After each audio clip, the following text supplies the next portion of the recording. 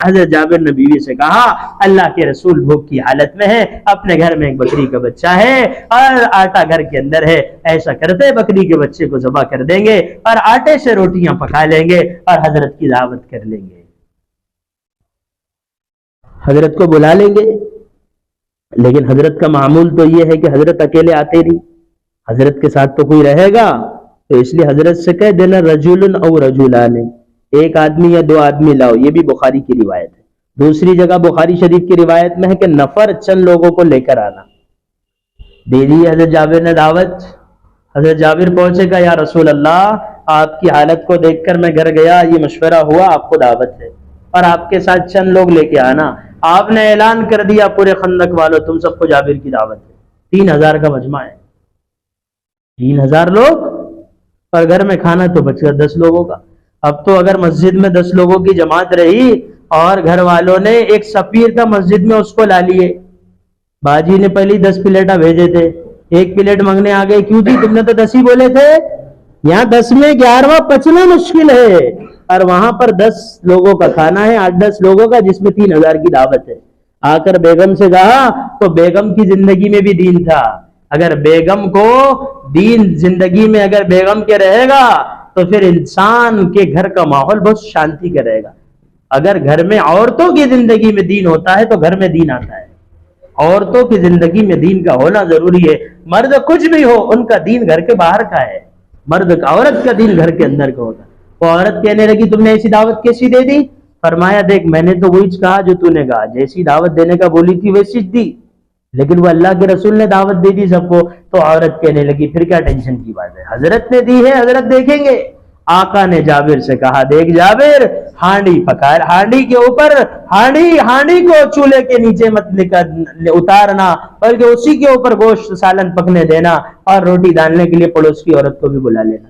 حضرت جابر سوچ رہے کہ ایک عورت تو ڈال دیں گی آٹے کی روٹی، پڑوس کی بلانے کی کیا ضرورت ہے، لیکن امت کو بتانا ہے کہ جس نبی کو تم نے اپنا نبی مانا ہے وہ نبی کا مقام و مرتبہ کیسا ہے۔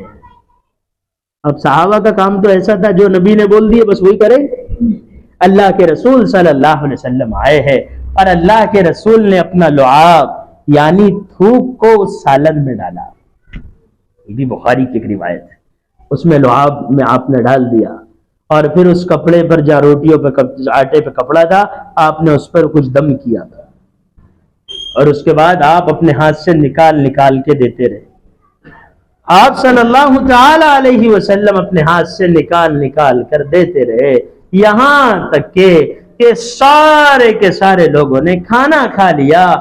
آتے تھے لوگ اور اٹھ کے جاتے تھے، دوسرے آتے پھر وہ جاتے، پھر تیسرے آتے، ایسا کرتے کرتے 3000 لوگوں نے کھانا کھایا ہے، لیکن اللہ کے رسول کے اس تھوک کی برکت سے کھانا پھر بھی بچا رہا، اور روٹیاں ڈال کر ان کو دی جا رہی تھی، تندور سے نکال کے دی جا رہی تھی، لیکن پھر بھی آٹا بچا رہا۔ یہ محمد رسول اللہ صلی اللہ علیہ وسلم کے تھوک کی برکت تھی کہ سارے مدینے والوں نے کھانا کھا لیا ہے، لیکن وہ سالن بھی بچا ہوا ہے، روٹی بھی بچی ہوئی ہے۔ یہاں تک کی بات تو بخاری شریف میں ہے، بعض اہل علم نے، جو بخاری میں نہیں دوسری جگہ ہے، آپ نے فرمایا بھائی گوشت کھانا، ہڈیوں کو مت چبانا، ان ہڈیوں کو ایک جگہ جمع کیا گیا، اللہ کے رسول صلی اللہ علیہ وسلم نے اس پر دم کیا اور ہڈیوں پر ہاتھ پھیرا تو بکری کا بچہ دوبارہ زندہ ہو گیا۔ آپ نے فرمایا جابر یہ لے تیرے بکری کا بچہ، اللہ نے ہمیں کھلایا ہے، اللہ نے ہمیں پلایا، لیکن ثواب تجھے ملے گا اس لیے کہ پہل تیری طرف سے ہوئی ہے۔ یہ محمد الرسول اللہ ہے جن کو ہم نے آپ اپنا نبی مانا ہے۔ ایسے بے شمار واقعات ہے، وقت کم ہے، اب ہمیں کیا کرنا ہے؟ ہمیں یہ کرنا ہے کہ ہمیں اپنے نبی کی زندگی کے مطابق زندگی گزارنا ہے، قرآن و سنت پہ عمل کرنا ہے، شریعت پہ عمل کرنا ہے، اور نبی کی بتائی ہوئی تعلیمات پر عمل کرنا ہے۔ آج کی اس پاکیزہ مجلس میں یہ طے کرو کہ آج کی صبح سے لے کر موت کی شام تک میں جو کام کروں گی اس کام کے کرنے میں یہ دیکھوں گی اس میں نبی کا طریقہ کیا ہے۔